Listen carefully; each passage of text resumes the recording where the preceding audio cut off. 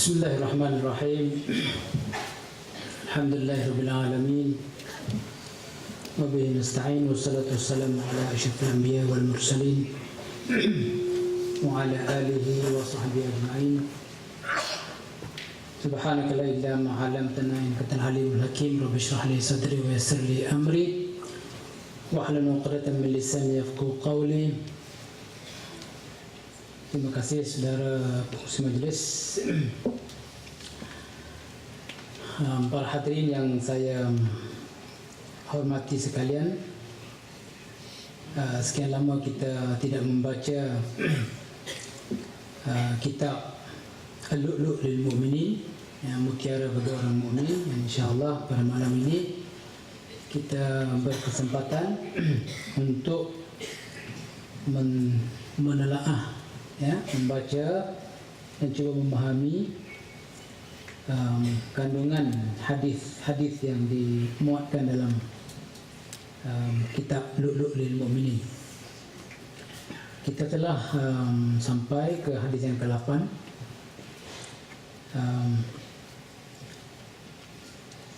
InsyaAllah pada malam ini kita akan panjangkan sedikit. Mungkin kita boleh membaca hadis yang ke-8 dan hadis yang ke-9. Seperti yang semua ketahui, buku ini diterbitkan oleh Kerajaan Negeri dan dikarang oleh Mufti Wilayah Persekutuan yang sekarang, Dr. Zulkifli. Baik, sama-sama kita mendengar hadis yang ke-8. Tajuknya ialah amalan yang mulia. Hadis ini menceritakan tentang amalan yang mulia. Daripada Abu Malik Al-Harith bin Asim Al-Ash'ari radhiyallahu anhum, Rasulullah sallallahu alaihi wasallam bersabda, "At-tuhuru syatrul iman. At-tuhuru syatrul iman, walhamdulillah tamla'ul mizan. Wa subhanallah walhamdulillah tamla'ani aw tamla'u ma baina as-samawati wal ardh. Was-salatu nurun was-sadaqatu burhanun was-sabru diya'un wal Qur'anu hujjatun lak aw 'alaik kullu nasin yaghdu. Faba'i'u nafsah famu'tiquha aw muqibuha aw mubiquha famu'tiquha aw mubiquha." Maksudnya, bersuci sebahagian daripada iman. Ucapan alhamdulillah memenuhi mizan, yakni timbangan. Ucapan subhanallah dan alhamdulillah, kedua-duanya memenuhi ruangan di antara langit dan bumi. Sabar, sembahyang adalah nur, yakni cahaya. Sedekah adalah keterangan, yakni bukti. Sabar memberi cahaya. Al-Quran boleh menjadi hujjah bagimu atau ke atasmu. Al-Quran boleh menjadi hujjah bagimu atau ke atasmu. Setiap manusia berusaha, maka dia menjual dirinya sama ada kepada Allah dengan melakukan ketaatan atau kepada syaitan dan hawa nafsunya dengan dia melakukan maksiat dan kemurkaan Allah. Maka ada yang membekaskannya daripada kehinaan di dunia dan azab di akhirat, dan membinasakannya dengan melakukan maksiat. Hadis ini diriwayatkan oleh Imam Muslim, hadis yang ke-223. Banyak pedoman dan iktibar yang dapat diambil daripada hadis ini. Hadis di atas mempunyai banyak keistimewaan, pengajaran dan faedah yang dapat diambil. Di antaranya ialah yang pertama, hadis ini menceritakan tentang hikmat kebijaksanaan. Hikmah kebijaksanaan. Rasulullah SAW dikurniakan dengan kelebihan boleh berbicara menggunakan perkataan yang sedikit, tetapi mengandungi pengertian yang luas.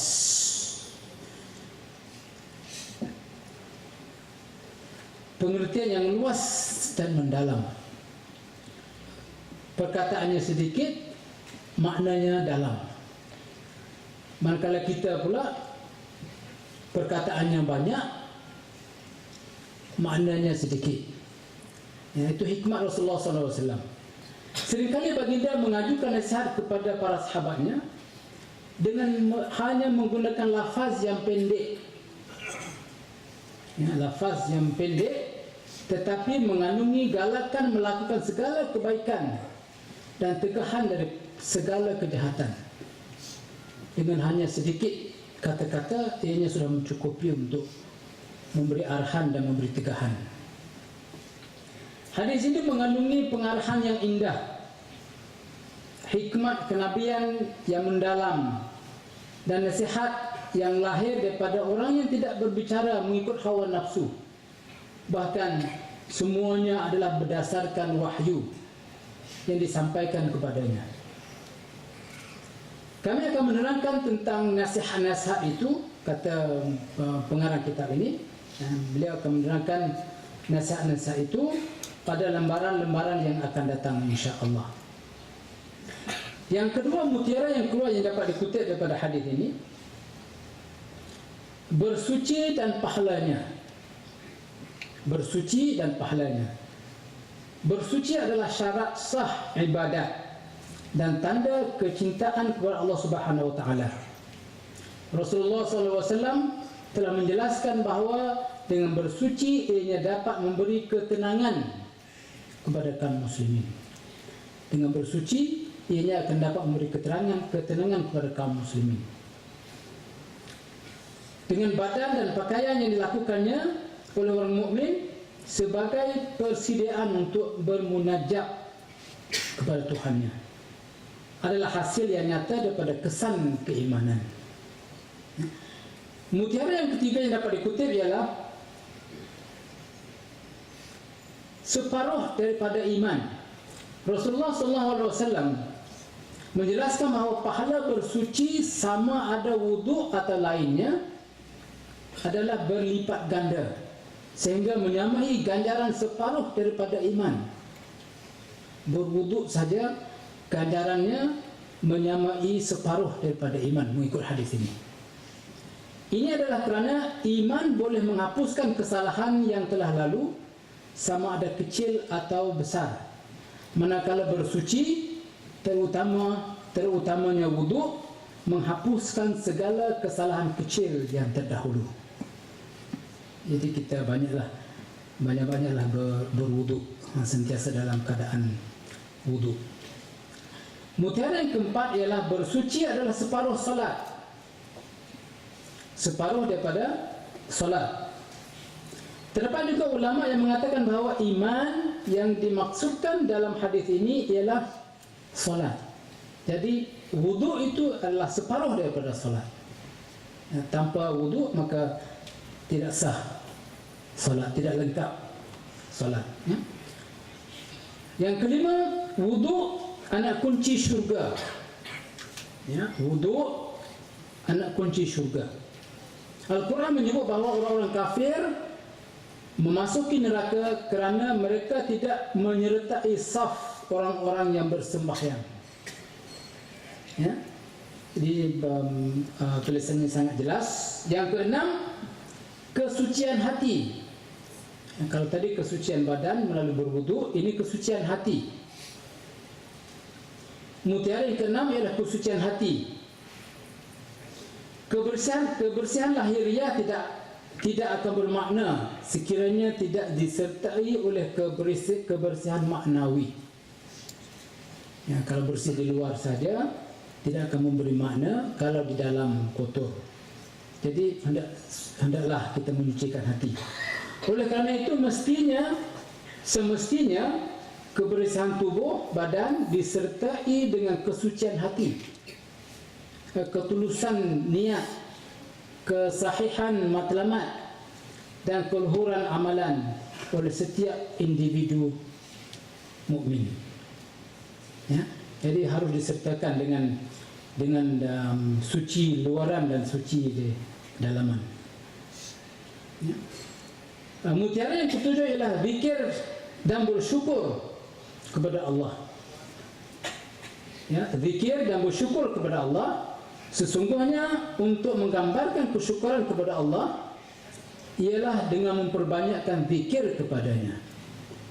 Ya, memperbanyakkan zikir kepadanya, terutama dengan perkataan dan lafaz yang diriwayatkan daripada Rasulullah sallallahu alaihi wasallam. Jangan pula kita buat zikir sendiri, walaupun ianya akan mendekatkan kita dengan Allah Subhanahu wa taala, tapi zikir-zikir tersebut hendaklah zikir-zikir yang datang daripada Rasulullah sallallahu alaihi wasallam. Ya. Pahala zikir ini akan memberatkan timbangan, ya, memberatkan timbangan amalan kebaikan di hari kiamat dan akan mengatasi timbangan kejahatan. Ya, kita tadi melakukan zikir, ya, insya-Allah zikir-zikir itu akan menjadi timbangan kita, akan memberatkan timbangan kita di hari akhirat nanti. Dengan sebab itu orang-orang yang banyak berzikir akan tergolong di kalangan mereka yang terselamat dan hampir dengan Allah Subhanahu wa taala. Terutamanya jika puji-pujian itu disertai dengan penyucian, ya, pembersihan, ya, pengagungan dan pentauhidan terhadap Allah Subhanahu wa taala. Mutiara yang ke-8 ialah sabar itu dia cahaya. Ya. Hadis ini ada menyebut tentang sabar, dan sabar itu adalah cahaya. Dia ialah cahaya yang mengeluarkan bahang kepanasan dan boleh membakar seperti cahaya matahari. Tidak seperti cahaya bulan yang hanya mempunyai cahaya tanpa membakar. Sabar adalah cahaya yang mengeluarkan bahang kepanasan dan boleh membakar, kerana ia adalah satu perkara yang membebankan terhadap diri. Ia memerlukan kepada mujahadah. Untuk bersabar memerlukan mujahadah yang sangat tinggi, memerlukan kesungguhan terhadap jiwa, menahan diri daripada perkara yang diingini. Maka hadis ini menyebut sabar itu adalah cahaya, cahaya yang boleh membakar, ya, keinginan, ya, keinginan diri. Yang ke-9, Al-Quran adalah hujjah. Ya, Al-Quran adalah hujjah. Ya, ramai malam ini anak-anak tahfiz, ya, yang selalu membaca Al-Quran, dan mudah-mudahan ianya akan menjadi hujjah. Akan menjadi hujjah untuk kita di depan Allah Subhanahu wa taala nanti. Manhaj Muslim ialah Al-Quran. Pimpinannya adalah kitab Allah Subhanahu wa taala. Dia mengambil petunjuk daripadanya, mematuhi perintah dan larangannya, serta berakhlak dengan akhlaknya. Ya, dengar betul-betul, ya. Oleh itu barang siapa yang melakukan sedemikian, maka dia akan mendapat manfaat daripada Al-Quran. Ya. Siapa yang melakukan sedemikian, maka ia akan mendapat manfaat daripada Al-Quran ketika membacanya, dan menjadi petunjuk yang membawa kepada kejayaan di dunia dan Al-Burhan yang bertahankannya pada hari akhirat. Al-Quran itu akan menjadi petunjuk, ya, akan jadi petunjuk. Tapi ianya hendaklah untuk Quran itu menjadi petunjuk, ianya hendaklah diamalkan, mematuhi perintahnya, mematuhi perintah dan larangan Al-Quran, dan berakhlak dengan akhlak Al-Quran. Ya. Barang siapa yang menyeleweng, kalau yang tadi, kalau mereka yang beramal dengan amalan Al-Quran, dengan akhlak Al-Quran, maka Quran akan menjadi hujah di depan Allah Subhanahu wa taala nanti. Quran akan menjadi pembantu di depan Allah Subhanahu wa taala nanti. Tapi barang siapa yang menyeleweng, nah ini juga untuk orang-orang yang membaca Quran, ya. Juga untuk orang yang membaca Quran. Barang siapa yang menyeleweng daripada jalan yang lurus dan pengajaran Al-Quran, maka Al-Quran akan menjadi musuhnya pada hari kiamat. Ya, Al-Quran akan jadi musuhnya pada hari kiamat. Semakin banyak ia membaca Al-Quran tanpa beramal dengannya, maka semakin bertambahlah dosanya, kerana Al-Quran telah menjadi hujah terhadap dirinya. Quran telah menjadi hujah terhadap dirinya sendiri bahawa dia telah menyeleweng dari jalan yang lurus.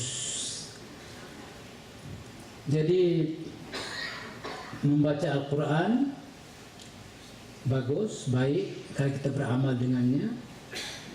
Quran akan menjadi hujah untuk kita, berhujah dengan Allah Subhanahu Wa Taala nanti. Tapi Quran juga akan menjadi hujah di atas kita kerana kita menyeleweng daripada ajaran Al-Quran. Ya, kita harus berhati-hati. Yang ke-10, tiada jual beli melainkan kepada Allah Subhanahu Wa Taala. Sesungguhnya orang-orang mukmin adalah mulia, tinggi kedudukan dan mahal harganya. Oleh kerana itu, dia tidak akan menjual dirinya melainkan kepada Allah Subhanahu Wa Taala. Kerana dia tidak mendapati seorang makhluk pun yang mau membelinya dengan harga yang sesuai dengannya. Oleh kerana itu, mereka sentiasa berusaha mendapatkan keridaan Allah Subhanahu Wa Taala dan menjauhkan diri daripada semua perkara yang boleh menyebabkan kemurkaan Allah Subhanahu Wa Taala. Sehingga mereka mendapat harga penuh bagi diri mereka di sisi Allah Subhanahu Wa Taala. Inilah intipati daripada hikmat Rasulullah SAW. Walaupun ucapannya amat ringkas dan pendek, tapi ia merangkumi seluruh aspek kebaikan. Penulis ini ada menukilkan mutiara hikmah. Ya. Yang pertama ialah tentang iman. Iman terdiri pada perkataan dan perbuatan. Ya, iman terdiri pada perkataan dan perbuatan. Ia boleh bertambah dengan sebab amalan soleh dan ketaatan, dan berkurang dengan sebab maksiat dan dosa. Ya, iman kita akan bertambah dengan amalan soleh, ya iman kita akan berkurangan dengan sebab dosa dan maksiat. Ya. Pujangga berkata, terimalah diri kamu seadanya.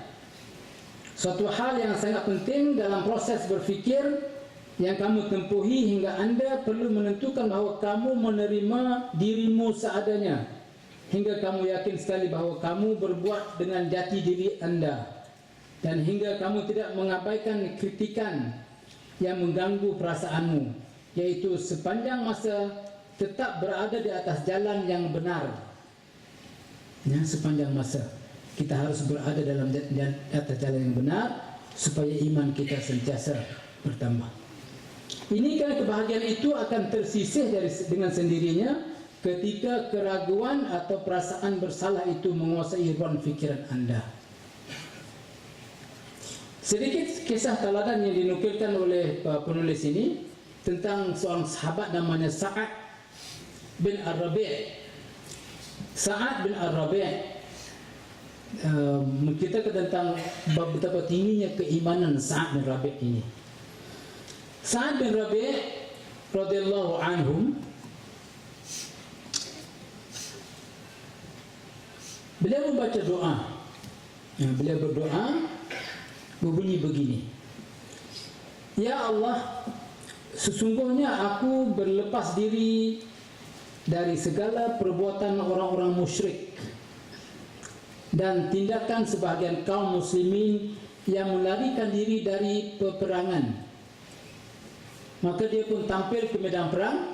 Saat tadi tampil ke medan perang, sehinggalah dia mati terbunuh sebagai syahid dan darahnya mengalir dengan deras ke permukaan bumi. Rasulullah SAW bertanyakan keadaan Sa'ad radhiyallahu anhu. Di manakah Sa'ad bin Rabi'? Rasulullah bertanya. Para sahabat menjawab, kami tidak tahu di mana. Kami tidak tahu wahai Rasulullah. Baginda bersabda, wahai Zaid bin Sabit, carilah Sa'ad bin Rabi'. Zaid radhiyallahu anhu berkata, aku pun mencarinya. Tiba-tiba aku menemukannya dalam keadaan terbaring dalam sebuah lubang, dan lubang tersebut telah dipenuhi oleh darahnya. Ketika itu dia dalam keadaan sakaratul maut. Ya, Sa'ad dalam keadaan sakaratul maut, seakan-akan ingin mengucapkan selamat tinggal kepada dunia dan menghadapi hidup baru di akhirat.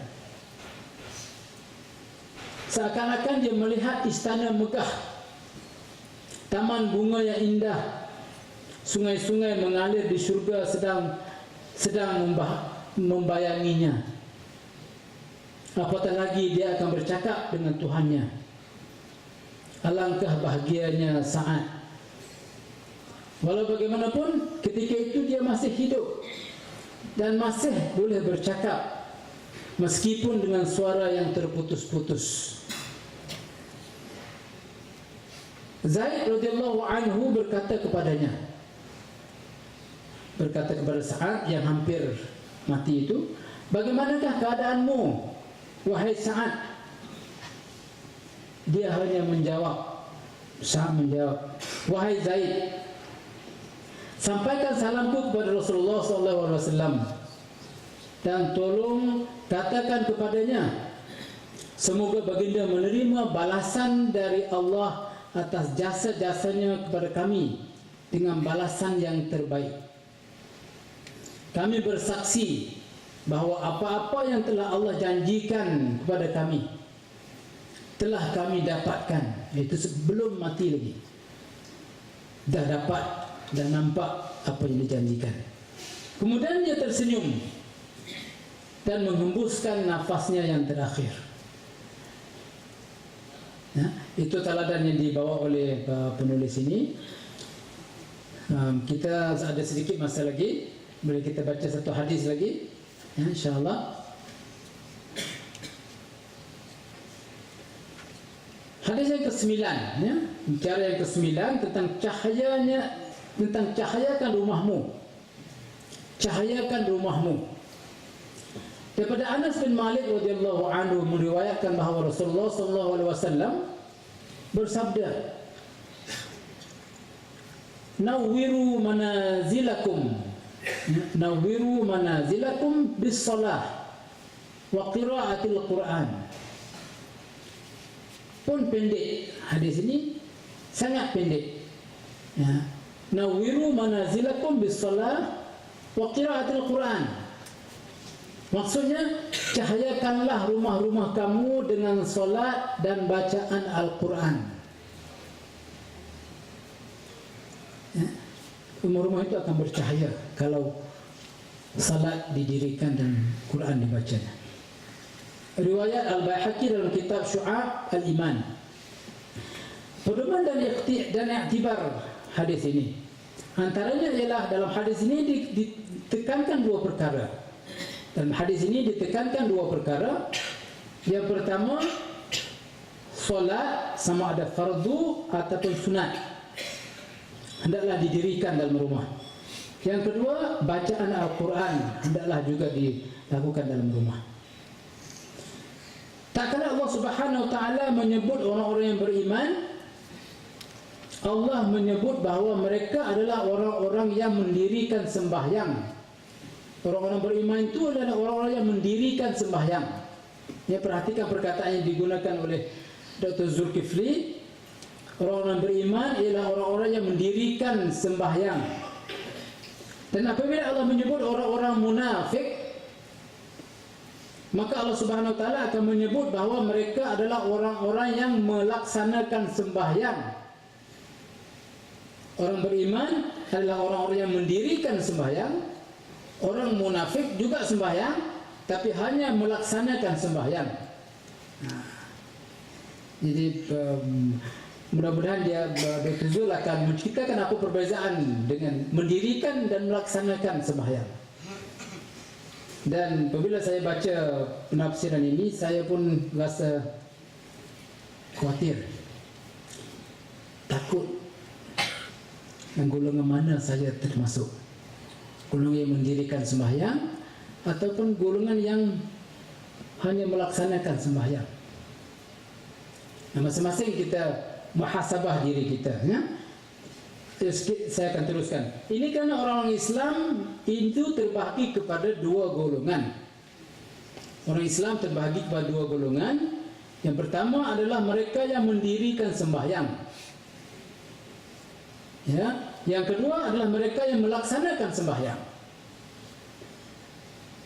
Olehnya demikian, orang yang hanya melaksanakan sembahyang dan belum mendirikannya, sembahyangnya itu tidak akan dapat mencegahnya daripada perbuatan yang keji dan mungkar. Ya, sekali lagi saya baca. Orang yang hanya melaksanakan sembahyang dan belum mendirikannya, sembahyangnya itu tidak akan dapat mencegahnya daripada perbuatan yang keji dan mungkar. Ya.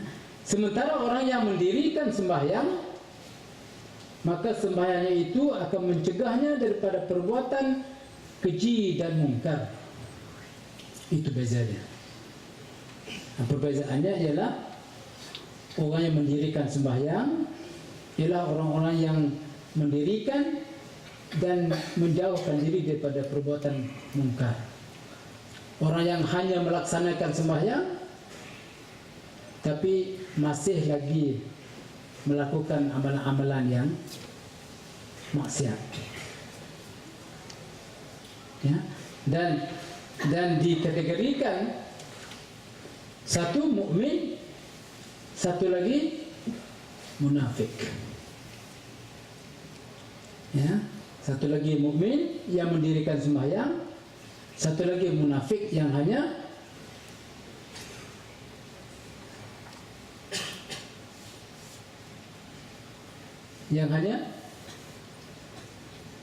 satu melaksanakan sembahyang. Ya, mudah-mudahan kita tidak tergolong dalam golongan yang kedua. Ya, mungkin ramai, ya, kita bermuhasabah diri sendiri. Mungkin ramai juga di kalangan kita, ya, yang melakukan sembahyang pada masa yang sama juga melakukan perbuatan yang keji dan mungkar. Jadi kalau mengikut hadis ini, golongan ini adalah golongan yang tidak mendirikan sembahyang. Ya, dan Mutuzul mengikut hadis ini menamakan golongan ini adalah golongan yang munafik. Berat, ya, rasanya berat. Jadi kita harus berhati-hati, ya, dengan sembahyang ini. Allah Subhanahu wa taala berfirman, "Innas salata tanha 'anil fahsya'i wal munkar." Maksudnya sesungguhnya sembahyang itu mencegah daripada perbuatan-perbuatan keji dan mungkar. Kita mungkin akan mengatakan, bagaimana dengan orang-orang yang melaksanakan sembahyang sementara dia aktif? Ini bahasa Dr. Zul, ya, Zulkifli. Sementara dia aktif menghisap ganja, morfin dan sejenisnya. Bagaimana juga dengan orang yang melakukan sembahyang tetapi dia tetap berzina dan mencuri? Maka jawapannya adalah kerana ia hanya melaksanakan sembahyang, belum sampai tahap mendirikan sembahyang. Adapun yang dimaksudkan dengan mendirikan sembahyang, kerana sentiasa meresapi dan menghayati makna segala gerak-gerinya dalam sembahyang. Ya, lakukan dengan teliti. dan menghayati segala makna gerak-geri dalam sembahyang, mulai dari khusyuk, tawadhu, wudu, keikhlasan ketika rukuk, ketika sujud, dan ketika berzikir. Begitu juga dengan rohnya yang sentiasa hadir dalam sembahyang tersebut. Jadi kita muhasabah bagaimana sembahyang kita. Ya, kadang-kadang kita sembahyang, kita mulakan dengan takbir, ya, kita ingat lagi dengan takbir, mungkin kita ingat lagi selepas itu mungkin tahiyatul awal, lepas di antaranya kita hilang, kita pun was-was, satu ke, dua rakaat ke, tiga rakaat ke. Ya, sama-samalah kita muhasabah diri kita tentang sembahyang.